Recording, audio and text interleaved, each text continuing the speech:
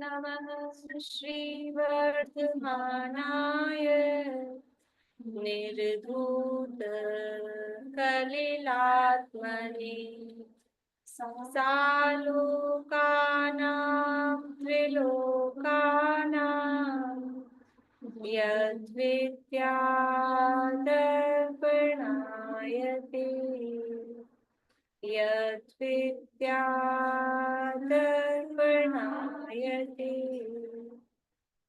सकल पाप मल प्रक्षालक श्री वर्धमान को करूं नमन लोकालोक प्रकाशित करे जिनकी विद्या है दर्पण जिनकी विद्या है दर्पण।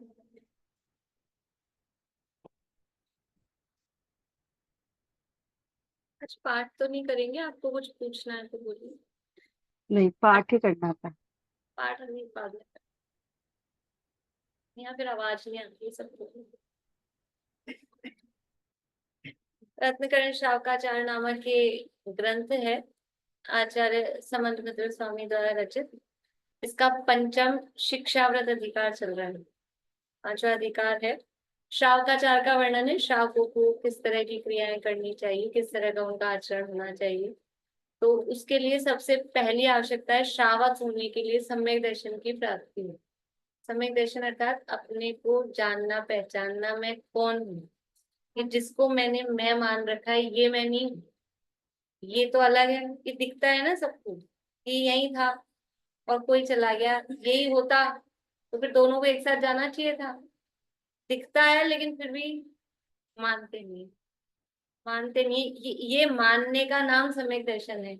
ये भिन्न भिन्न जान लिया जाए ना, ये शरीर अलग है और मैं अलग हूँ, ये मानना, इसी का नाम है सम्यक दर्शन। सम्यक दर्शन मतलब सही मान्यता। सही दर्शन मतलब देखना, आंख वाला देखना नहीं। दर्शन मतलब है मान्यता हमारी सही। तो वो मान्यता सही होगी तो आचरण अपने आप सही होगा।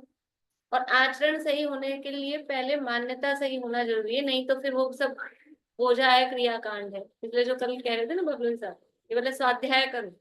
स्वाध्याय करेंगे तो अपने आप ही फिर बाहर की क्रियाएं अपने आप सही हो जाएंगी। तो सम्यक दर्शन पहला अधिकार सम्यक दर्शन है। उसमें सम्यक दर्शन के स्वरूप और उसकी महिमा बताई। उसके बाद में फिर आचरण की बात चालू करी। तो 12 प्रकार के व्रत श्रावकों के होते हैं। कौन कौन से 12 होते हैं? 5 अणुव्रत और 4 शिक्षा व्रत। तो 5 अणुव्रतों की चर्चा हो चुकी है तीसरे अधिकार में। दूसरा अधिकार सम्यक ज्ञान का था। तीसरे अधिकार में 5 अणुव्रतों की चर्चा हो गई। चौथे अधिकार में 3 गुण व्रतों की चर्चा हो गई। अब ये 5वां अधिकार है, इसमें 4 शिक्षा व्रतों की चर्चा चल रही है। बोला क्या? तो शिक्षा व्रत 4 है, उसमें भी चौथा शिक्षा व्रत चल रहा है। चौथा शिक्षा व्रत है वैया व्रत के नाम का, जिसमें ये दान का प्रकरण यहाँ पर चल रहा है। दान देने के संबंध में 5 बातें हमको यहाँ पर बताई जा रही है। कौन सी 5 बातें बताई जा रही हैं? विधि, द्रव्य, पात्र, दाता और फल। बहुत बढ़िया। विधि, द्रव्य, दाता, पात्र और फल, ये 5 चीजें यहाँ बताई जा रही हैं। तो विधि में तो बताई नवधा भक्ति, तो दान देने की विधि, क्योंकि उत्तम पात्र मुनिराज हैं तो उनकी अपेक्षा से बात चल रही है। अब उत्तम की बता रहे हैं, अब मध्यम और जघन्य में यथा योग्य उनके हिसाब से उनकी विनय कर लेना। तो नवधा भक्ति को विधि में बताई। द्रव्य क्या देना, तो ये बताया कि जो उनकी ज्ञान ध्यान साधना में अनुकूल रहे, इस तरह का द्रव्य देना। दाता कैसा होना चाहिए, तो 7 गुण परसों पढ़े थे अपन ने। कषायों के अभाव रूप 7 गुण कल पढ़े थे, भक्ति, तुष्टि इत्यादि, ये 7 गुण कल पढ़े थे। आप लोग बताएंगे कोई कल जो 7 गुण पढ़े थे? बोलिए अर्चना जी। भक्ति, तुष्टि, श्रद्धा, विज्ञान, अलोलोक, सात्विक और क्षमा। बहुत बढ़िया। भक्ति, तुष्टि, श्रद्धा, क्षमा, विज्ञान, अलोलुप और सात्विक। सात्विक ये गुण। और इसके अलावा भी विनयवान होना चाहिए, परीक्षाओं को जीतने वाला होना चाहिए, ज्यादा विषयों का आसक्त नहीं होना चाहिए। जो ज्यादा विषयों में लीन रहेगा तो वो न तो दान दे पाएगा, वो धर्म भी नहीं कर पाएगा। जिसको जरा सा भी थोड़ी विषय भोगों में कमी महसूस, मतलब उसको सहन नहीं होगी, तो फिर वो नहीं कर सकता है धर्म। क्योंकि घर से निकलेगा, कुछ जाएगा करेगा, तो ये विषय भोग थोड़ी ना मिलेंगे। तो वो थोड़ा इस तरह की बातें यहाँ कल देखी थी।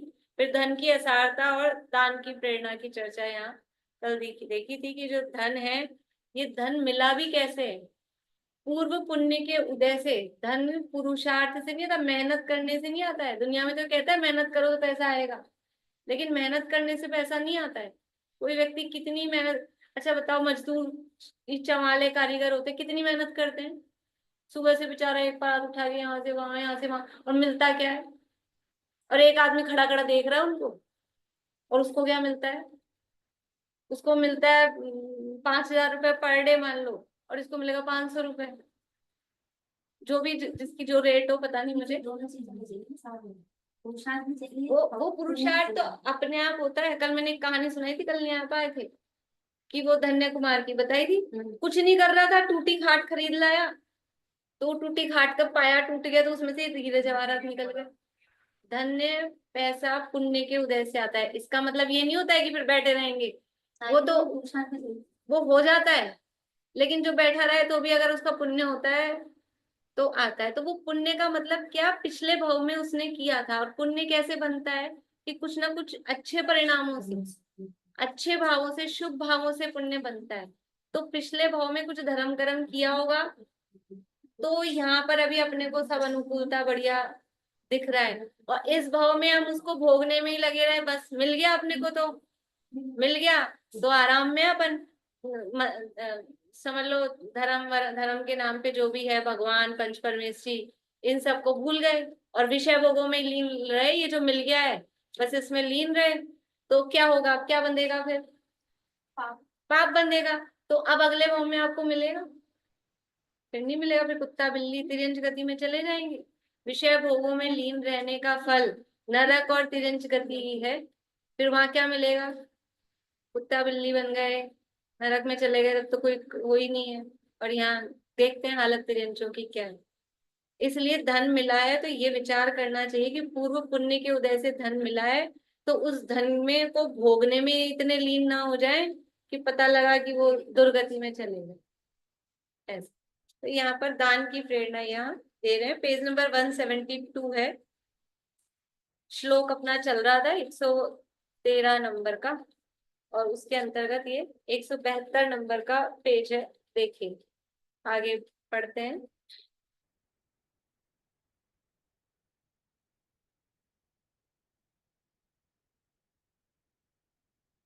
भोजन करना तो, क्योंकि दान के संबंध में आहार दान की प्रेरणा मुख्य रूप से दे रहे हैं, तो भोजन की बात कर रहे हैं। भोजन करना तो उसी का सफल है जो दान पूर्वक भोजन करता है। कल बताया था, भोजन बना के और फिर बाहर गेट पे खड़े हो जाते हैं कि कोई आ जाए, त्यागी व्रती महाराज, तो उनको भोजन करा के फिर हम भोजन करें, तो हमारा ये भोजन बनाना ये सफल है। अंदर से प्रसन्नता होती है। कभी कभी कोई जिसको अपन चाहते हैं ना, मतलब अपने रिश्तेदारों में भी, और अपन ने कुछ बनाया हो, कोई इडली डोसा बनाया हो, कोई समोसे कचौरी जलेबी कुछ बनाया, और कोई वो आ जाए तो, हाँ, तो कितने खुश होते हैं, चलो आप भी आ गए। ऐसा। तो हमने भोजन बनाया है, और कोई आ गए, पात्र, उत्तम पात्र, मध्यम पात्र, और अगर हम उनको भोजन कराएं, तो वास्तव में ऐसा लगता है आज अपन ने बनाया तो सफल हो गया, अच्छा हो गया। भोजन करना तो उसी का सफल है जो दान पूर्वक भोजन करता है। अपना पेट तो पशु भी भर लेते हैं, पेट तो जैसे जैसे करके सब भरते ही हैं। जिसके घर में पात्र दान होता है उसी का गृहस्थ पना सफल है।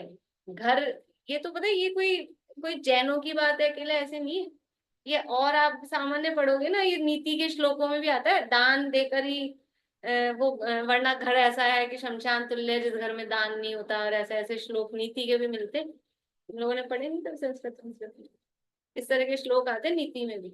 तो घर वही सफल है जहाँ दान होता हो, नहीं तो वो घर को बोलते हैं शमशान है, उसमें क्या है। तो जिस घर में पात्र, अब दान का मतलब किसी को भी देना नहीं, पात्र दान, उसी का गृहस्थपना सफल है। दान बिना पशुओं के भी रहने योग्य बिल होते ही हैं, बिल तो बना ही लेते हैं, वो भी घोंसला बिल ये। पक्षियों के घोंसले होते ही हैं। जैसे समुद्र में भी जल बहुत है तथा रत्न भी बहुत हैं, परंतु जल तो महाखारा है तथा मगरमच्छों से भरा होने से रत्न निकाल नहीं सकते। समुद्र में क्या क्या होता है, पानी तो है ही खूब, और समुद्र में नीचे रत्न होते हैं, नीचे डेप्थ में। पर रत्न कितने होते हैं और जल कितना होता है, और जल इतना खारा और फिर उसमें मगरमच्छ भरे हुए हैं, तो रत्न निकाल नहीं सकते।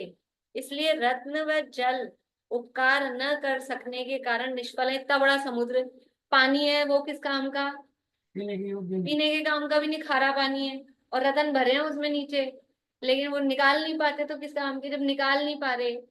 सुमेरु पर्वत सोने का बना हुआ है और उसके नीचे खूब सोना है, तो चलें, खोद खोद के लिए है, लेकिन ना तो पहुंच सकते। सुमेरु पर्वत का नाम तो सुना है, 5 मेरु होते हैं, तो ना खोद सकते ना जा सकते, तो क्या काम का अपना, बोलते क्या काम पे भाई, इतने गहने जेवर खूब पड़े हैं और लॉकर में पड़े हैं, और क्या काम के। तो ऐसे ही वो उदाहरण दे रहे हैं तो समुद्र का, कि समुद्र में पानी भी खूब है, रतन भी खूब है, लेकिन ना पानी पीने का काम का है, ना वो रतन कोई काम के आने वाले हैं, इसलिए वो निष्फल है। उसी तरह कृपण धनवान, ये समुद्र की उपमा किसको कह रहे हैं, कंजूस, धन तो खूब है लेकिन कंजूस है। तो कृपण धनवान का धन दूसरों का उपकार रहित होने से निष्फल ही है। जैसे वो समुद्र के रतन और उसका पानी किसी का कुछ अच्छा नहीं कर पा रहे, कुछ भला नहीं कर पा रहे, ऐसे ही उसका धन क्या काम का, कंजूस है। और वो कंजूस ऐसा होता है कि ना खुद भोगता है ना दूसरों को और फिर क्या होता है, धन की 3 ही गति होती है, दान, भोग या नाश। और कार्तिकेय अनुप्रेक्षा में तो शुरू में ऐसे मूल गाथाएं दी है कि जो कंजूस खुद भी नहीं भोगते और दान भी नहीं देते, तो वो सरकार के लिए धन इकट्ठा कर रहे हैं, वहां से सरकार ले जाएगी, छापे आपे पड़ जाते हैं, नहीं तो मर मरा जाओगे तो बाद में सरकार ले लेगी, लड़ाई झगड़े हो जाएंगे बेटों में इनमें, और फिर कोई ना कोई खा जाएगा। तो वो दूसरों के लिए और सरकार के लिए, साफ ये शब्द लिखा है, वो राजा के लिए धन इकट्ठा कर रहे हैं, ना तो कुछ भोग रहे हैं ना अपने हाथ से देके जा रहे हैं, दे देते अपने हाथ से, इतना कमा लिया था तो कुछ पुण्य ही बन जाता। कौन किसके लिए कितना कमा रहा हाँ है ये बाद में पता पड़ता है, हाँ कौन भोगेगा उसको। हाँ, वो संजीव जी सुनाते ना, संजीव जी सुनाते हैं रशिया वाला उदाहरण, कि वो रशिया का कोई सेठ जी था, वो सेठ जी तो मर गए और बाद में उसकी पत्नी ने ड्राइवर से शादी कर ली, वो बहुत बड़ा सेठ। तो वो जो ड्राइवर से शादी कर ली ना, उसने स्टेटमेंट दिया न्यूज़पेपर में, हम तो सोचे थे कि मतलब हम मालिक के लिए काम कर रहे हैं, लेकिन क्या पता था मालिक हमारे लिए कमा कमा के चले गए, उसने उससे शादी कर ली तो सारा मालिक वो बन गया सारा मालिक वो बन गया। तो कौन किसके लिए कमा रहा है क्या पता चलता है। इसलिए कृपण का धन दूसरों का उपकार रहित होने से निष्फल ही है। जिस गृहस्थ ने धन पाकर के साधर्मियों के उपकार में, दीन अनाथों के सत्कार में नहीं खर्च किया, वह धन उसका नहीं है, वह धन तो किसी अन्य पुण्यवान का है। यह तो उस धन का पुण्यवान की ओर से रखवाला है, चौकसी करता है, चौकीदार है, जिसकी किस्मत ने, ये जो मैं कहानी में अपन कभी शाम वाम को पूरी पढ़ेंगे, वो धन्य कुमार चरित्र जो मैं कल सुनाई थी ना, उसमें ऐसा है, वो कल तो पूर्व भाव की सुनाई थी, उसके बाद में जब वो अगले भाव में बन गया धन्य कुमार नाम का मतलब व्यक्ति, तो वो इतना पुण्य, वो खीर का दिया था ना उसने आहार, तो वो इतना पुण्य मतलब उसके बंधा कि वो जहां जाता वो उसके अगले इस धन्य कुमार वाले भाव में भी उसके भाई थे, और वो भाई वही जो पिछले भाव में वो सेठ के बेटे थे ना, वो इसके भाई बन गए। तो पिछले भाव में जो द्वेष चलता था वो इस भाव में भी इससे जलते थे, और माता पिता इससे बहुत प्रेम करते थे, और वो कहते थे, वो बड़े थे सारे के सारे, हम तो इतना कमाते हैं, पचते हैं, खटते हैं, और फिर भी मम्मी पापा इसी को प्यार करते थे, कुछ करता ही नहीं, पड़ा रहता है। तो खूब कर करके उसको कैसे करके घर से निकाल दिया। तो घर से निकल गया तो जंगल में पहुंचा, और जंगल में पहुंचा एक गुफा में, और गुफा का दरवाजा बरसों से बंद था और कोई नहीं जाता था वहां, की यहाँ भूत प्रेत रहते हैं। और वो उस गुफा में घुस गया, और गुफा में घुस गया तो वहां पे कोई देव उसका अंतर जाति के देव रहते ना, वो देव उसका रक्षक था और सब तो घबराते थे। वो वहां पहुंचा तो वो देव आके सेवा में खड़ा हो गया, आपका इंतजार कर रहा था, ये आपका धनिया पड़ा है वर्षों से, ये ले जाओ। ऐसा, ये ऐसा, ये आप कह रहे हो ना पुरुषार्थ तो करना पड़ेगा। ये पुरुषार्थ यही है, अपने भाव, वो जो पुण्य का भाव मतलब पिछले भाव से चलता है ना, वही पुरुषार्थ। हम बाहर में कुछ करी पुरुषार्थ हम समझते हैं, इसको उठाना है, इसको रखना, ये इधर सोफा खींचना, ये पलंग उधर करना, देखो मैंने सुबह से क्या क्या किया, ये पुरुषार्थ नहीं। पर द्रव्य में पुरुषार्थ होता ही नहीं, पुरुषार्थ अपने में ही होता है। तो अपने में क्या है, केवल अपने भाव, वही पुरुषार्थ है, इसके अलावा और कुछ नहीं है। हम अपने अच्छे भाव कर सकते हैं कि हम खोटे भाव कर सकते हैं, यही अपने में पुरुषार्थ हो रहा है, यही अपने को ऊपर उठा रहा है कि नीचे गिरा रहा है। ये जो हमको लग रहा है ना, नहीं इधर से उधर भाग दौड़, सुबह से चल जाते हैं, आते हैं, बैठे रहते हैं, काम करते हैं उठा पटक, इसका नाम पुरुषार्थ नहीं है। चाहे रसोई में, चाहे ऑफिस में, चाहे दुकानदारी में, इसका नाम पुरुषार्थ है ही नहीं। पुरुषार्थ का मतलब है अपने में हो, उसका नाम है पुरुषार्थ। तो अपने भावों से ही होता है।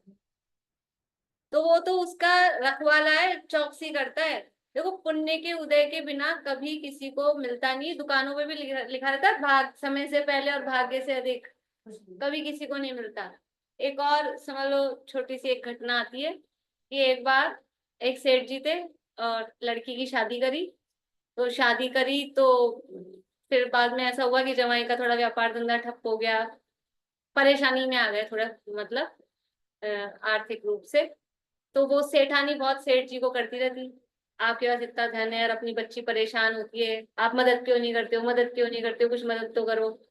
अब सेठ जी जरा स्वाध्यायी थे, उनको पता था कि ये जो इनका व्यापार धंधा ठप हुआ है, क्यों हुआ है, कि पाप का उदय आया है। मैं पाप का उदय जब होगा तो कोई कितनी भी मदद करना चाहे, पापोदय में नहीं पापोदय में चाहे व्यर्थ है, नहीं पुण्योदय में चाह व्यर्थ है, नहीं चाहने, पापोदय में चाह व्यर्थ है, नहीं चाहने पर भी हो, पुण्योदय में चाह व्यर्थ है, सहज बने मन वांछित।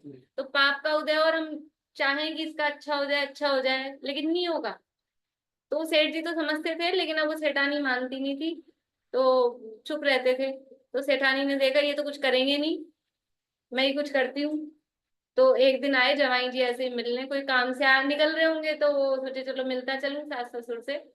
तो वो आए, तो उसको आइडिया आया कि जवाई जी आए हैं, चाय नाश्ता लगा रहे हैं, कर रहे हैं, इतनी देर में उसने लड्डू बनाए, और लड्डू बनाए, लड्डुओं में एक एक मोहरे रख दी, और लड्डू बना के डब्बा भर के जल्दी से जवाई जी को कह दिया, अरे आप इतने दिनों में आए हो, ये अपनी लड़की के लिए, हमारी बेटी के लिए ये लड्डू ले जाओ। और वो जवाई बेचारे परेशान, कोई काम धंधे की तलाश में तो निकले थे, और ये सासू जी ने थैला और दे दिया, 2 किलो का वजन। बोले अब क्या करूं, तो फिर ले गए, अब क्या करते, मना कैसे करते। फिर रास्ते में आई एक हलवाई की दुकान, तो सोचा ये लड्डू इसको बेच चलता हूँ, कुछ रुपया ही आएगा, फोकट के लड्डू का क्या करेंगे। वो लड्डू उस हलवाई को बेच गए। अब सासू जी ने तो मोहरे दी थी, अब खुद के पुण्य के उदाहरण नहीं हो तो क्या करें, वो हलवाई को बेच गए लड्डू। हलवाई ने भी उठा के रख दिया, अब चलो ठीक है रखें। फिर सेठ जी कहीं बाजार से आ रहे थे, तो सोचा कि सेठानी बहुत ऐसे करती रहती है, चिक चिक चिक, आज मिठाई ले चलते हैं उसके लिए। तो कहा, गए दुकान पे हलवाई की कि साहब लड्डू दे दो, तो उसने देखा ये पैक तो पड़ा ही है, यूं क्यों, ये लड्डू दे दिए। और क्या हुआ, वहां तो सेठानी पहले डब्बा देख के चौकी, बोली जवाई जी कहाँ मिल गए तुमको। कि नहीं नहीं जवाई जी कहीं नहीं मिले। फिर लड्डू खोल के देखे, तोड़ के देखे, तो अपने ही लड्डू। फिर सेठ जी को बताया, तो सेठ जी ने कहा कि इसीलिए कि जिसके भाग्य में नहीं होगा ना, उसको मिलेगा नहीं। जिसके भाग्य में होगा, जिसके भाग्य मतलब इसके पुण्य का उदय, उसी, कोई कितना ही चाहे, कितनी ही कोशिश करे, हम कितना ही अच्छा करना चाहे, हम अपने प्रिय का कोई कष्ट चाहते हैं क्या, कि हमारे किसी प्रिय को कोई तकलीफ, हम कितना अच्छा करना। और कभी कभी ऐसे होता है अपने हाथों से ही गलत हो जाता है, हम तो अच्छा करना चाहते थे और आपको उधर उसका चल हाँ, और वो गलत लग जाता है, गलत हो जाता है कुछ भी, और फिर अंदर से अपने को बहुत पश्चाताप होता है, अपनी वजह से अपने से ही गलती हो गई। लेकिन उदय उसका होता है तो क्या करें। तो जो धन की प्राप्ति भी है, पैसा भी है, वो वास्तव में पूर्व पुण्य के उदय से आता है, ये यहाँ कहते हैं। जो धन को पाकर दान में नहीं लगाता है, वह मूढ़ अपने आत्मा को ठगता है। जो धन को दान में लगाता है वह उस धन का स्वामी है। अगर धन को दान में नहीं लगा रहे हो तो आप उसके चौकीदार हो, चौकसी कर रहे हो। चौकीदार होते मकान बना लेते हैं अच्छी अच्छी कॉलोनियों में, फिर चौकीदारी करते हैं, किससे कहो कहीं आने जाने को कि सब घर को नहीं छोड़ सकते, तो चौकीदार हो घर के। अच्छा, नौकर चाकर लगा रखे हैं साहब, तो नौकरों की चौकीदारी करते हैं। इतने नौकर चाकर लग रहे हैं, घर को कैसे छोड़े? ज्यादा नौकर चाकर हो तो नहीं छोड़ सकते, और नहीं हो तो नहीं छोड़ सकते, चौकीदार बन के रह जाते हैं घर के। घर है और जो भी धन संपत्ति है, चौकीदारी करते हैं घर। तो जो धन को पाकर दान में नहीं लगाता है वो अपने आप को ठगता है, और जो धन को दान में लगाता है वह उस धन का स्वामी है। जिसके परिणाम दान को देने में, पात्र को खोजने में निरंतर लगे रहते हैं, उससे दान नहीं भी हो पाए तो भी उससे निरंतर दान हो ही रहा है, ऐसा समझो। यदि भावना है ना और नहीं भी मिल रहा है तो भी आपको दान देने का फल लग रहा है कि हमारी भावना है ऐसा। धन चाहे थोड़ा हो चाहे अधिक हो, पात्र को पाकर जो अति भक्ति पूर्वक दान देता है वही सच्चा दातार है। भक्ति रहित के दातापना नहीं होता। ये दाता के गुणों की बात चल रही है, पात्र की बात तो पहले हो चुकी। अब दाता को किस तरह से वो दान देगा, अंदर भाव रहे निरंतर कि हम दान दें, हम कोई मिल जाए किसी को, मतलब खुश हो देकर, प्रसन्नता का भाव हो। निर्दोष दान, जो अवसर छोड़कर अकाल में दान देते हैं उनका दान अकाल में बोए गए बीज के समान निष्फल चला जाता है। देखो, दान देने के लिए विधि बताई थी, द्रव्य बताया था, लेकिन और चार चीजें और समझ लो। द्रव्य तो है ही, क्षेत्र, काल और भाव। तो भावों की चर्चा अपनी चली रही है, तो किस जगह देना और किस टाइम पे देना। अगर टाइम पे नहीं दिया, ये कह रहे अकाल में दान दिया, मतलब जो टाइम था जिस समय देने का था उस समय नहीं दिया, और गलत टाइम पे दिया, अवसर ही नहीं था, तो फिर वो अकाल में बोए गए बीज, जैसे जो फसल जिस समय होती है ना, गेहूं कब बोए जाते हैं, चावल कब बोए जाते हैं, अलग अलग टाइम होता है सबका, कौन कौन से महीने में। तो गलत टाइम पे बोओगे तो फिर क्या होगा, वो गलत टाइम पे फिर बारिश वारिश पानी की सेटिंग नहीं होगी, ये सब फसल बेकार हो जाएगी, वो निष्फल जाता है। तो जो अवसर छोड़कर अकाल में दान देते हैं उनका दान अकाल में बोए गए बीज के समान निष्फल चला जाता है।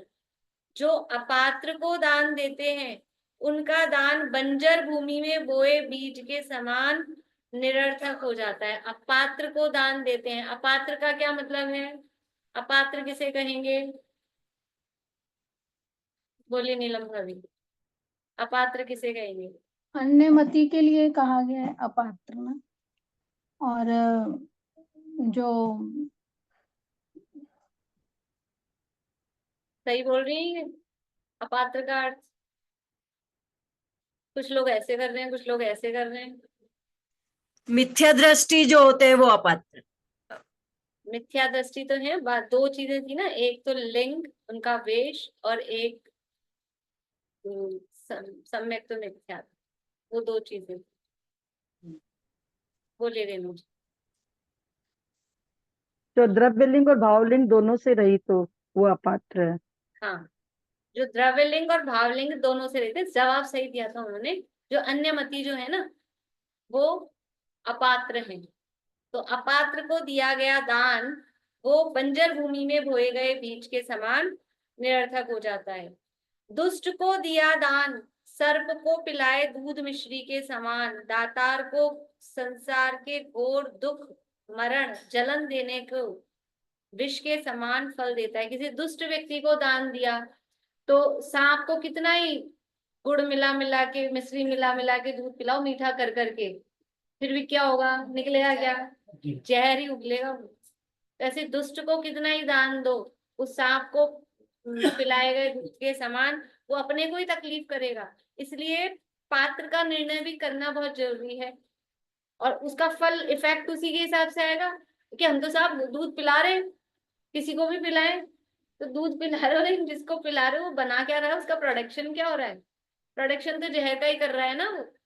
तो आपको क्या मिलेगा उसके रिजल्ट में? जहर ही मिलने वाला है।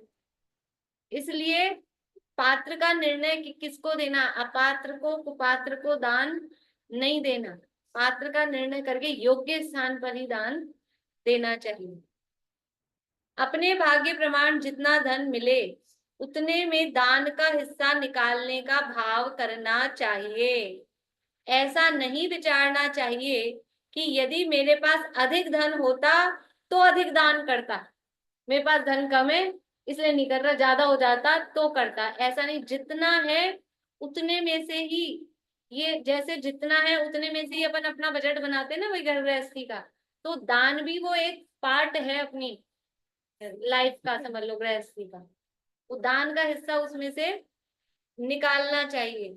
इष्टोपदेश में एक श्लोक आता है, कुछ लोग इसलिए धन कमाते हैं क्योंकि रुचि तो है धन कमाने की, पैसे की, लेकिन क्या कहते हैं कि हम तो इसलिए पैसा कमा रहे हैं कि पैसा कमा के फिर क्या करेंगे, दान देंगे। फिर दान देंगे। तो उसके लिए उदाहरण दिया कि वो क्या कर रहा है कि अभी मैं नहाने तो जाऊंगा ही, नहाने तो जाएंगे तो क्या करें, सड़क पे जाके कीचड़ लपेट के आ जाओ, नहाएंगे तो सही।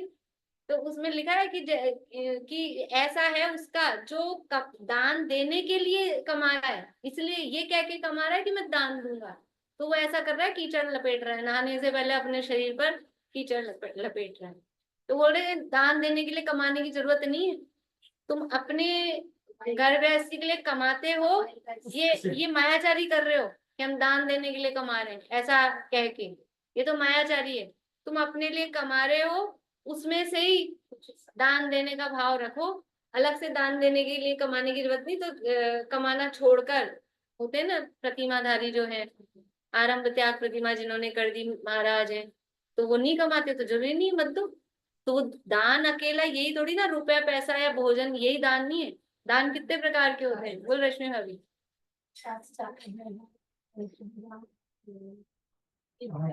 आहार दान, औषधि शास्त्र, अभय, आहार, 4 प्रकार के दान है। तो आप आहार दान नहीं दे सकते, ज्ञान है तो ज्ञान दान दे सकते, उसमें तो रुपया पैसा नहीं लगने वाला है। आप अभय दान सबसे बड़ा दान है, कुछ उसके लिए ज्ञान की भी जरूरत नहीं है कि बहुत सारा ज्ञान हो तो हम दे सके। अभय दान का मतलब है जीवों को मतलब सुरक्षा करना, जीवों को मरने से बचाना। रात को इतने जीव हो गए थे ना, तो हम नीचे देख के चले, हमारे पैर के नीचे कोई जीव मर नहीं जाए, ये हम दान दे रहे हैं उनको, अभय दान। हमने जमीकंद का त्याग किया, आलू प्याज का रात्रि भोजन का त्याग किया, क्यों किया कि उसमें जीवों का घात होता है, उसमें जीवों की हिंसा होती है, तो ये करके हमने उन जीवों को दान दिया। जीवन दान जिसे बोलते हैं ना, जीवन दान, उसका नाम है अभय दान। तो जीवों की रक्षा करना, हम पानी छान के काम में ले रहे हैं, हम यथा योग्य जीवानी करते हैं, जीवों को यथा स्थान पहुंचाते हैं, ये हम अभय दान कर रहे हैं। कोई रुपया पैसे की जरूरत नहीं, हम दान दे सकते हैं, कमा कमा के ही दान देंगे ऐसा जरूरी नहीं है, और रुपए पैसे वाला धनवान ही दान दे सकता है ऐसा नहीं है। भाव होने चाहिए, जीवों की रक्षा का भाव होना चाहिए। तो अपने भाग्य प्रमाण जितना धन मिले उतने में दान का हिस्सा निकालने का भाव करना चाहिए। ऐसा नहीं विचारना चाहिए कि यदि मेरे पास अधिक धन होता तो अधिक दान करता। इस प्रकार दान करने के लिए अभिमानी होकर धन की वांछा नहीं करो। आपके लाभांतराय कर्म के शोक्षम से जितना धन का लाभ हुआ हो उतने में ही संतोष धारण करके अधिक धन की वांछा नहीं करना, वही बड़ा दान है। ज्यादा धन की इच्छा नहीं करना, वही दान है। एक अपने असली घटना है, अपने विद्वान किसकी पता नहीं, दौलत राम जी, दीवाना मर्चेंट जी। हाँ सदासुखदास जी की है, किसी की है नाम जो भी है, हाँ सदासुखदास जी की, यही जिन्होंने ये जिनकी अपन पढ़ रहे हैं ना वचनिका, सदासुखदास जी, उनकी है कि राजा के यहाँ काम करते थे, राजा के यहाँ नौकरी करते थे। तो राजा ने सबकी सैलरी बढ़ाई, सबको प्रमोशन दिया सबके, पर इनकी बढ़ाना भूल गए और 2 साल से इनकी बढ़ाई नहीं। और फिर पता लगा 2-3 साल बाद की इनकी तो सबकी तनख्वाह बढ़ रही है, इनकी तनख्वाह ही नहीं बढ़ाई। तो राजा ने इनको बुला के माफी भी मांगी और कहा भी हम आपकी तनख्वाह बढ़ाना चाहते हैं। तो इन्होंने क्या कहा कि मेरे तो आप बढ़ा ही नहीं रहे 2-3 साल से, तो मेरी तो आदत उतने में ही काम चलाने की हो रखी है, मेरा घर का खर्चा तो उतने में चलता है जितना आप दे रहे हो। तो यदि आप कुछ करना ही चाहते हो तो मेरा टाइम कम कर दो, ताकि मैं अपने स्वाध्याय में, अपने धर्म में, इसमें अधिक समय लगा सकूं। क्योंकि अपना तो तनख्वाह बढ़ा दोगे तो हम अपने खर्चे बढ़ा लेंगे।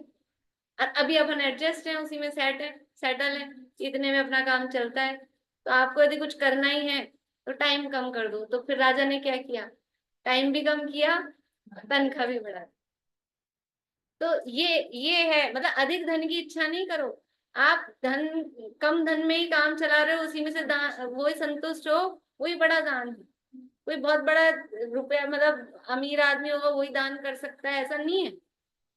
ये अपने इन श्रवण बेलगोला की कहानी आती है ना, जो कि वो जब मूर्ति बन गई और कलश हुए तो बड़े बड़े सेठों ने, मतलब राजा ने भी किए तो किसी का भी जल नीचे ही नहीं आ रहा था, और वो इतनी सी लुटिया उससे हो गया। भावना का फर्क पड़ता है। अहंकार आ गया ना कि मैंने मूर्ति इतनी बड़ी बना दी, और ये तो अहंकार को तोड़ने के लिए वो समझ लो वो चीज आई उसमें, कि वो इतनी सी फिर गुड़िया आ गई। और एक जबलपुर में भी मंदिर है बढ़िया जी का, ये ना कि वो चक्की पीस पीस कर मंदिर बना लिया। और अपन अरबपति करोड़पति हो तो अपन के यहाँ पास है नहीं, हम क्या करें। और उसने भावना थी उसको मंदिर बनाने की, मंदिर बनाने की उसको भावना थी, तो चक्की पीस पीस कर रुपए इकट्ठा करके मंदिर बनाया। पूरा मंदिर है जबलपुर। हाँ हाँ, जो भी एक कमरे का भी बनाया तो हाँ, अब तो बहुत बड़ा है, बहुत बड़ा है, मैं भी गई थी। तो ये भावना की बात है। अपने को जो न्यायपूर्वक धन प्राप्त हुआ है उसमें जिसका ऐसा परिणाम निरंतर रहता है कि मेरे धन में से किसी के लिए कुछ काम आ जाए तो मेरा धन कमाना सफल है। ये मेरा धन किसी के काम आ जाए तो ये सफल है। अपने घर के खर्च में, लेने देने में कोई मुझसे कुछ कमा ले, ये तो मुझे ही बड़ा लाभ है। ऐसे परिणाम वाला दातार होना चाहिए। दातार के गुण है, परिणाम कैसे होना चाहिए, दान दे के, और बस दान दे के ये हो कि इनके घरों में रतन बरसे थे, इन्होंने दान दिया था तो मेरे ऊपर, नीचे तो दान दे रहा और ऊपर देखे रतन कब बरसेंगे। अगर ये चाहता है तो वो दान देना वास्तव में सार्थक ही नहीं है। दान देकर मन हर, दान दे ये मन हरख विषेक है, हर्ष होना चाहिए। और कोई इसकी भावना नहीं होनी चाहिए कि मुझे कुछ मिल जाए, और अपना धन किसी के काम आ जाए तो अंदर से प्रसन्नता होनी चाहिए कि चलो, जैसे कभी कभी अपनी कोई यूजलेस चीजें होती है ना, अपन अपनी आदत ऐसी थी फेंक तो नहीं पाते, लेकिन अपन ने रख दी कहीं को, अटाले में कहीं पड़ी है, और फिर कोई ले जाए तो थोड़ी सी मन में होती है चलो इसे काम आ गई, अपना निकल गया अटाला।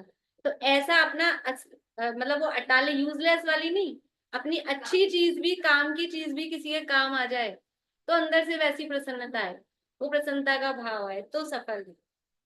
ऐसा दातार होना चाहिए। जो भी दान दे वह हर्षित चित्त से दे। यदि दान तो दे किंतु क्रोध करके, अपमान करके, तिरस्कार के वचन कह करके, रोष करके, दूषण लगा के, दुखी होकर दे तो उस दातार का इस लोक में कलह और अपयश होता है। परलोक में अशुभ कर्म के फल से दारिद्र, अपमान आदि अनेक भवों तक प्राप्त होते हैं। पांडवों के पूर्व भवों में आता है 5 पांडव और द्रौपदी, 6 है ना ये। तो पूर्व भवों में ये 3 तो थे पति, युधिष्ठिर, भीम और अर्जुन, ये 3 के जीव, ये 3 तो थे पति। और द्रौपदी, नकुल और सहदेव, ये 3 इनकी पत्नियां थी, तीनों की। तो जो द्रौपदी का जीव था, मतलब ये सब ऐसे धार्मिक थे, लेकिन द्रौपदी जरा धार्मिक नहीं थी। द्रौपदी का जो जीव था वो धार्मिक नहीं था, वो थोड़ा जलन, मतलब मुनिराजों से उससे द्वेष रखती थी। तो एक बार ये तीनों भाई कहीं जा रहे थे और महाराज आते हुए दिखे, तो ये तो जा रहे थे, इनको जरूरी काम था, तो द्रौपदी को कह गए कि महाराज आ रहे हैं, उनको पड़गान करना, आहार कराना, हमको तो जाना है जरूरी। तो अब वो कह गए पति लोग और जेठ जी और ये जो भी, तो महाराज आए थे तो पड़ गए, उसके भाव नहीं थे, इच्छा नहीं थी। और अंदर ये खुद तो चले गए और मुझे कह गए, मेरे आफत गले बांध गए, मैं इनको आहार कराऊं। ऐसा होता है ना अपने को, कभी कोई बुला लाए घर में किसी मेहमान को कि बुला लाते हैं, जाने क्या हम यहीं दिखती हैं औरतें बनाने वाली। ऐसा तो उसको ऐसा परिणाम आया कि खुद तो चलेगा और मेरे को यहाँ, तो उसको इतना गुस्सा आया कि कड़वी तुमड़ी, तुमड़ी कोई ऐसा सब्जी, घिया टाइप की कुछ ऐसी सब्जी होती है, कड़वी थी। कड़वी का मतलब है जहरीली। कड़वी जो होती है वो जहरीली, खीरा वगैरह कड़वे होते हैं ना जहरीले। तो वो मुनिराज को उसने चला के उसका आहार दिया। अब मुनिराज तो ऐसे तो बोलेंगे नहीं कुछ, तो वो उन्होंने वो आहार लिया, तो उससे उनका मरण हो गया, मर गए मुनिराज। तो वो तो सब स्वर्ग वगैरह में गए, वो द्रौपदी का जीव नरक में गया। और फिर उसके बाद नरक से निकल के तिर्यंत योनियों में कुकरी सुकरी बहुत भवों तक घूमा। फिर घूम फिर के ये बाद में द्रौपदी बना। वो कह रहे हैं कि यदि वो दान तो दे रहा है, दिया कि साहब महाराज को आहार देने का फल तो वो भूमि की प्राप्ति होती है, ऐसी नहीं होती है। किन भावों से फल दान दे रहे हो, खाली देने देने से नहीं हो जाती कि दे दिया। ऐसे ही ये तो दान की बात चल रही है कि पूजा करने से पुण्य होता है, तो इधर का इधर चढ़ा दिया, इधर का इधर चढ़ा दिया, इससे नहीं होता है अकेला। भाव कैसे चल रहे हैं आपका उपयोग, भाव कहाँ जा रहे हैं। मन तो लग रहा है ये कौन सी साड़ी पहन के आई है, ये क्या पहन के आई है, ये क्या कपड़े पहन के आई है, ये क्या चढ़ा रही, मन तो उधर जा रहा है, इधर का उधर क्या जा रहा है, क्या लिख रहे हैं, क्या पढ़ रहे हैं, उसमें उपयोग ही नहीं जा रहा है। और घर से लड़ झगड़ के आए हैं तो दिमाग उसमें जा रहा है। तो खाली क्रिया से कुछ नहीं होता है कि हमने क्रिया कर दी और हम तो हो गए, ऐसा नहीं। तो दान तो दे, किंतु क्रोध करके, अपमान करके, तिरस्कार के वचन कह के, लो खा लो, ऐसे करके दे, मतलब दे तो, और ऐसे तिरस्कार करके क्रोध करके दे तो कोई मतलब नहीं। दूषण लगा के, दुखी होके दे, तो उस दातार का इस लोक में कलह और अपयश होता है, यहाँ भी उसकी कोई अच्छा बड़ाई नहीं करेगा। और परलोक में अशुभ कर्म के फल से अगले भव में दारिद्र, अपमान आदि अनेक भवों तक प्राप्त होते हैं। और बहुत सारी कहानियां पढ़ोगे ना, पुराण पढ़ने चाहिए, थोड़ी कहानियां पढ़नी चाहिए, तो पता लगता है कि क्या फल मिलता है। बहुत सारी कहानियां इस तरह की कि अगर मुनिराज का अपमान किया, उन पर उपसर्ग किया, तो कितने कितने भवों तक नरक त्रिंच गतियों में गए, आदि अनेक भवों तक प्राप्त होते हैं। दान में न देने योग्य, अब जो देने योग्य नहीं, ऐसा खोटा पदार्थ दान, खोटा पदार्थ का दान कुदान ही है। अब हम दान तो दे रहे हैं, लेकिन ऐसी चीज का दे रहे हैं जो देने योग्य ही नहीं था, देना ही नहीं चाहिए था, उसका दान नहीं देना चाहिए। देखो, भूमि दान देना योग्य नहीं है। भूमि दान, दान चार प्रकार ही गए हैं, दान चार प्रकार, चार संग को दीजिए, यही है दान।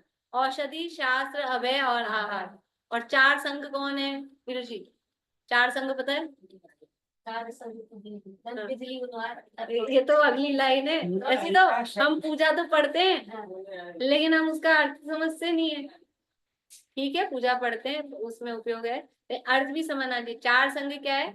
मुनि, आरिका, शावक, शाविका, ये चार संग कहलाते हैं। तो मुनिराज को दो, आरिका माता जी को दो, श्रावक या श्राविका, ये चार संग को दीजिए। ये पात्र यही बताया ना, उत्तम मध्यम जगन्य, यही पात्र है। तो जो दान दिया, दान किसको देना? इनको चार संघ को देना। तो जो दान किस चीज का देना, वो वस्तु बता रहे हैं। जो देने योग्य नहीं, ऐसा खोटा पदार्थ, उसका दान नहीं देना चाहिए। तो भूमि दान नहीं देना चाहिए। और क्या कह रहे हैं? हल, फावड़े, खुरपा आदि द्वारा भूमि को खोदा जाने से बहुत हिंसा होती है। हमने भूमि किसी को दे दी दान में, अब वो क्या करेगा? ये गरीब आदमी है, किसान है, तो चलो इसको जमीन दे दो, तो वो जमीन पे किस खेती करेगा, तो उस भूमि को खोदेगा, करेगा, तो वो भूमि है पृथ्वी का एक केंद्रीय जीव। अब वो तुमने दे दी उसको, तो वो सारा जो पाप होना है उसमें, वो खोद खाद के जीवों की हिंसा, अकेले पृथ्वी का एक केंद्रीय जीव की नहीं, उसमें जितने त्रजीव, चींटी, कीड़े मकोड़े, किसी के बिल होंगे सांपों के, और ये वो सब, वो सोच जो जीव मरेंगे वो सब दोष लग जाएगा। तो भूमि दान देना योग्य नहीं है। बोली रिंट। मैम, जो मंदिर के लिए भूमि दान देते हैं संत निवास के लिए, तो फिर उसके लिए क्या है? वो एक थोड़ा समझ लो एक अलग मैटर है कि वो हम अच्छे काम के लिए दे रहे हैं, लेकिन तो उसमें भी ऐसा है कि दान तो ये 4 हैं, और वो जो हम दे रहे हैं ना, वो अभय दान के अंतर्गत जाएगा, वसतिका के अंतर्गत जाएगा, संत निवास वगैरह जो है ना, वो वसतिका के अंतर्गत जाएंगे, तो वो अलग चीज है। तो मंदिर ये अभय दान तो 4 दान के अंदर ही आ रहा है ना। हाँ तो बोल रही हूँ ना, इसलिए वो अलग है। यहाँ तो भूमि दान का मतलब यही है कि किसी को घर का मकान, विषय भोग अच्छा। के लिए, खेती के लिए, वो मतलब है उसका। इसलिए मंदिर निर्माण के लिए दे रहे हैं, संत निवास के लिए दे रहे हैं, तो वो अभय दान के अंतर्गत, वो तो धार्मिक स्थल हो गया ना, तो वो अलग हो जाएगा। नहीं, उसमें पाप नहीं लगेगा। देखो कल अब नहीं मरेगा, वो मरेगा तो मंदिर जो बनता है ना, मंदिर बनाने में और मकान बनाने में, बहुत दोनों में एक सही लगेगा क्या? मंदिर बनाने में भी पाप और मकान बनाने में भी पानी भी लगेगा, सीमेंट और ये सब उसमें भी लगेगा, सब होगा। लेकिन मंदिर बनाने में पुण्य का बंद होता है। पर इतना जरूर है कि मंदिर बनाए तो ध्यान से, सावधानी से पानी आदि का जो प्रयोग करें, तो पहले तो छने हुए पानी का ही प्रयोग करते थे, मंदिर कभी ऐसे नहीं बनता था। वेदी का काम जो भी करते थे तो धुले हुए शुद्ध वस्त्र पहन के ही। अब अपने को ही नॉलेज नहीं है, तो वो तो दूसरे अन्यमती जाति के आते हैं काम करने वाले, उनको तो क्या, अपन ही कह देंगे चप्पलें पहन पहन के आ जाओ, चप्पल पहन के अपन ही काम कराते हैं, तो अपन उनको कह दें तो वो करते हैं बराबर, वो फॉलो। अगर हम कह देंगे ना, आप हमारे धोती दुपट्टा पहन के शुद्ध वस्त्र से जब तक मंदिर बनेगा तब तक तुम कुछ भी उल्टा पुल्टा खाओगे पियोगे नहीं, ऐसा आप नियम दिलाते थे पहले, और अभी भी कुछ लोग कराते हैं, तो वो फॉलो करते हैं। वो कोई किसी धर्म की सब इज्जत करते हैं, वो मानते हैं धार्मिक काम है, तो सब करते हैं। और हम ही शिथिल हो जाए, हम खुद ही करते हैं गड़बड़ काम, तो क्या करें। मैं उस दिन देख रही थी तीये में, वहां पर लोग चटाई तक अंदर तक चप्पल पहन पहन के आ रहे हैं, जबकि पता है ये यहाँ महाराज की मतलब सारा काम विधान तक सब होते हैं, चटाइयों पे चप्पल से इतना मुंह है, चटाई पे चप्पल पहन पहन के आ रहे हैं वहां।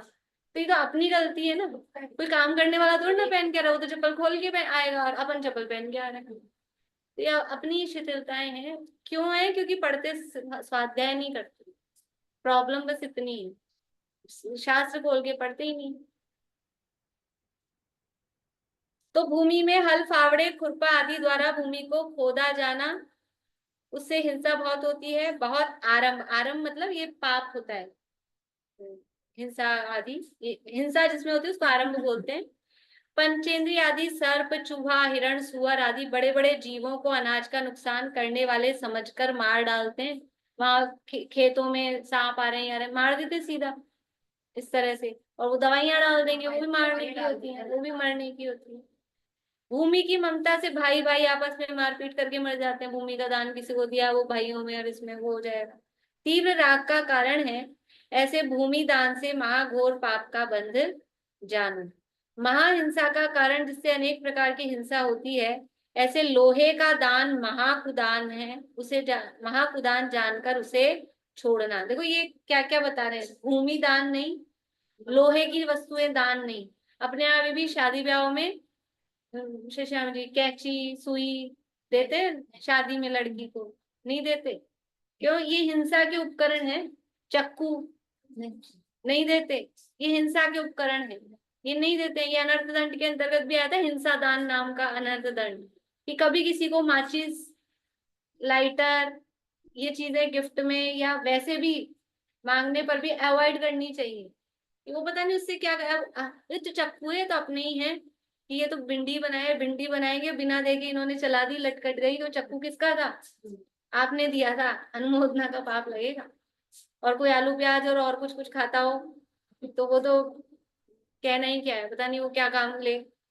जैसे ट्रेन वगैरह में इधर उधर वाले अगल बगल वाले मांगे ना, नहीं देना चाहिए। बुरा कौन से रिश्तेदार हैं, बुरा मानेंगे तो मान जाएंगे कितनी सी देर से आते हैं ट्रेन में, 12 घंटे 24 घंटे, और क्या है कि बुरा मान जाएंगे, उनको उन्होंने देख लिया था अपने पास चक्कू है, ये हम नहीं देते। और क्या है, ये होली पे आते हैं चंदा लेने, दशहरे पे आते हैं चंदा लेने, तो कि अब क्या करें, कॉलोनी में रहते हैं, मोहल्ले में रहते हैं, देना पड़ता है। पहली बार मना कर दो, हम नहीं देते हैं, हम नहीं देंगे। एक बार एक बार मना करोगे तो प्रॉब्लम नहीं होगी। अब आप अब नया मना करना दिक्कत पड़ेगा, लेकिन तो भी हाँ हम नहीं देंगे, हम नहीं देंगे। आप भले हम बाद में मिठाई मंगा के आपको खिला देंगे, कुछ भी मतलब अगर ऐसा कुछ होता हो, नहीं तो वो भी कोई जरूरत नहीं है, लेकिन मना कर दो तो कोई दिक्कत नहीं है। और आप लिहाज में कि साहब तो वो बराबर वो जो होली जलने में और दशहरे में और वो जो पंचेंद्रिय जीव की हिंसा का पाप है, वो पूरा पाप अपने को लगेगा। और उसकी भी कहानी है शास्त्रों में, आटे का मुर्गा नाम से, कि वो कितना फल उसका खोटा लगता है। इसलिए इन सब कामों से बचना चाहिए। देखिए, स्वर्ण दान भी छोड़ना, सोने का भी दान नहीं देना, ये अच्छी बात बता दी। ये काम की बात आ गई, सोने का दान नहीं देना। बोलिए भारती आंटी।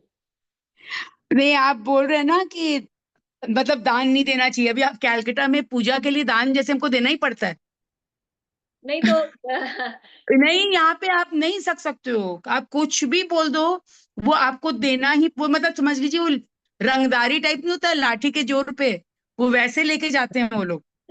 तो हम लोग का नहीं, कई बार ऐसा होता है ना, हाँ, मजबूरी में भी ठीक देना है, पड़ता है। मजबूरी जहाँ जान तो, जान का हाँ, खतरा हो, जान का खतरा है तो वो मजबूरी में, तो अपन को खेद, मतलब अपने को अंदर से खेद होते हुए कि मजबूरी है, उसके लिए अपन कुछ प्रायश्चित करें ऐसा करके कि हमको देना पड़ रहा है, कब इससे हम मुक्त हों, ऐसा। जान का ही भाई जहाँ खतरा हो। दान का खतरा है वो एक अलग बात है, लेकिन वैसे अगर अपन नॉर्मली एक बार मना कर दें तो फिर समझ जाते हैं कि नहीं देंगे, नहीं आएंगे, नहीं करेंगे। हम लोग यहाँ नहीं देते हैं, यहाँ पर जो मम्मी वगैरह नहीं देते हैं। एक बार मना किया, अब कोई नहीं मांगता, हाँ, क्योंकि पता है कि हम लोग नहीं हाँ, देंगे। फिर लेने ही नहीं आएंगे कि नहीं देंगे, नहीं हाँ। देंगे। अब कोई बुरा नहीं मानता, पहली बार लगता है हमको, समझा देते हैं कि हम इसलिए लोग नहीं ये मानते। अपने ही मन की रहती है, अपने को ही खुद को शर्म आती है, ये मतलब ये इसलिए मैं बोल रही हूँ सब में, कि अब बहुत लोगों को ऐसे स्कूल कॉलेज में कि साहब हम बाजार का नहीं खाते, हम रात में नहीं खाते, हम आलू प्याज नहीं खाते, कोई भी चीज अपन नहीं खाते, तो शर्म आती है बच्चों को कि साहब अब सब में हम कैसे, अब इस बच्चों के अपने को ही किट्टियां पार्टियां आ रही है होटलों में, फिर अपन नहीं खाएंगे, शर्म आती है। इस शर्म की बात है, हम गलत काम कर रहे हैं क्या? हम चोरी चकारी लूटपाट कोई गलत काम कर रहे हैं कि शर्म की बात क्या है? शर्म तो और खाने में आनी है। हाँ, हाँ, और क्या इतनी गंदी चीजें खाने में शर्म आनी चाहिए कि वो अब तो इतना ओपन है, यूट्यूब पे आता है किस तरह से वो बनता है होटलों का खाना और क्या, और फिर भी खा रहे हैं, मर रहे हैं। क्या खा रहे हैं? तो इसमें शर्म की बात है। एक बार कह दो, मैं बचपन से, मेरे सब जानते हैं, आप पता है मेरी फ्रेंड्स को कि ये नहीं खाएगी, अभी तक भी अगर मैं उनके घर जाऊं ना, तो दीदी आप अपना छन्ना लाए हो कि हम हमारे कपड़े से छान दें आपके लिए पानी। उसकी बहनें ऐसे बोलती हैं। मतलब एक बार कह दो तो कोई बुराई शर्म नहीं, ये नहीं खाएगी तो नहीं खाएगी, इसमें क्या है? सब समझते हैं, कोई कुछ नहीं, कोई बुरा नहीं मानता, सब सपोर्ट करते हैं। हंसी एक आध दिन उड़ाएंगे, और जो ज्यादा हंसी उड़ाने वाले होंगे अपने आप ही आउट हो जाएंगे, कट जाएंगे, अच्छी बात है, अच्छी बात है, क्या दिक्कत है? हमको उनकी गरज है क्या, ऐसे लोगों की, कि जो कुछ भी खाते पीते और हमारी फिर वो फ्रेंड ही किस बात का, कि जो अपना साथ ही नहीं दे रहा, हंसी उड़ा रहा है अपनी, वो कहीं का फ्रेंड? अच्छा ही हुआ कट गया, अच्छा हुआ अलग हो गया, बिल्कुल। इसलिए इसमें शर्म की तो बात ही नहीं रखनी चाहिए कि अपना खाना बना के ले जाए, मान लो चलो अपने को घूमने फिरने का शौक है, उनके साथ जाने का है, तो हम अपना खाना बनाए, तो मत शर्म, तुम क्यों शर्म कर रहे हो? अपना खाना लाए हैं ना, अपना खा रहे हैं, भूखे थोड़ी ना रहने कि शर्म आती है, शर्म वरम की बात ही नहीं।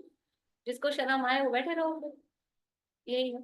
इसलिए इसमें शर्म वाली बात नहीं है, जो है ये हम गलत काम करें, गलत काम में झूठ बोलने में, हिंसा करने में, इसमें तो शर्म आती नहीं है अपने को, मायाचारी करने में तो शर्म आती नहीं है अपने को, और अच्छे काम में शर्म आती है, बताओ?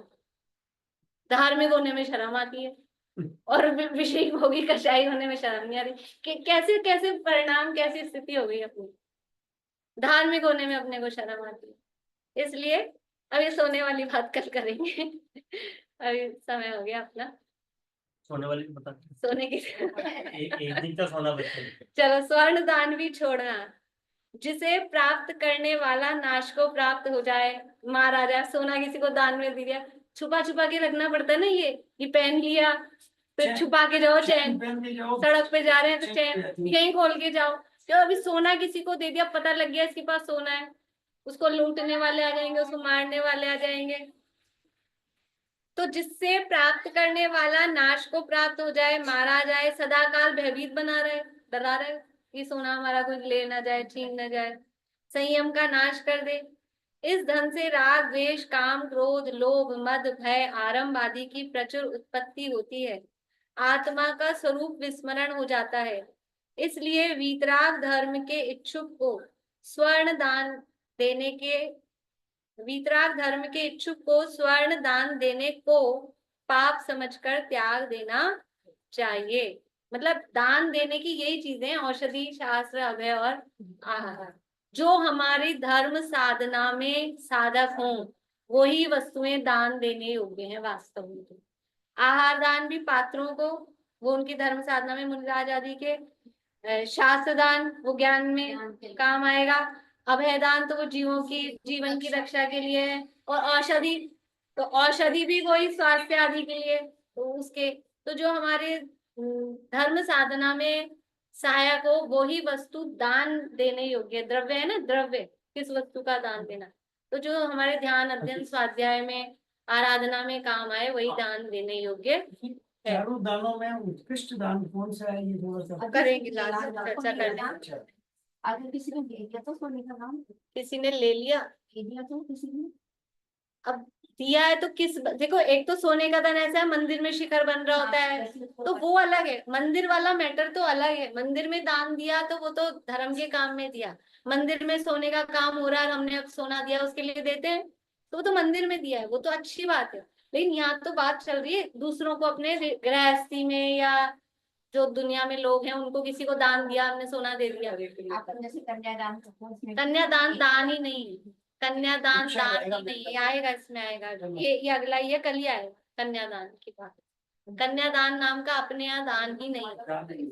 मंदिर में कर सकता है ऐसे मंदिर में सोने का, मंदिर में वो जैसे अभी भूमि की बात आई ना, वो मंदिर की भूमि की वो बात अलग है।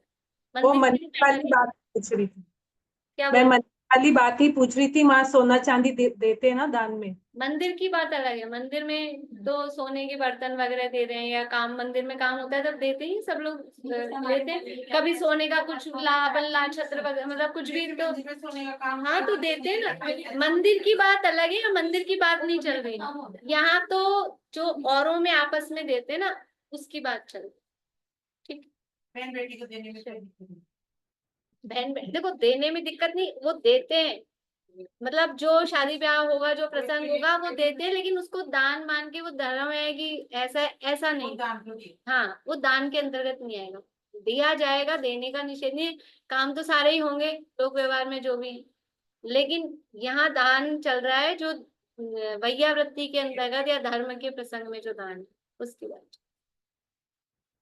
निज निधि निज में बताई यह अनंत उपकार है, उसके लिए जिन वाणी माखो वंदना शत बार, वंदना शत बार।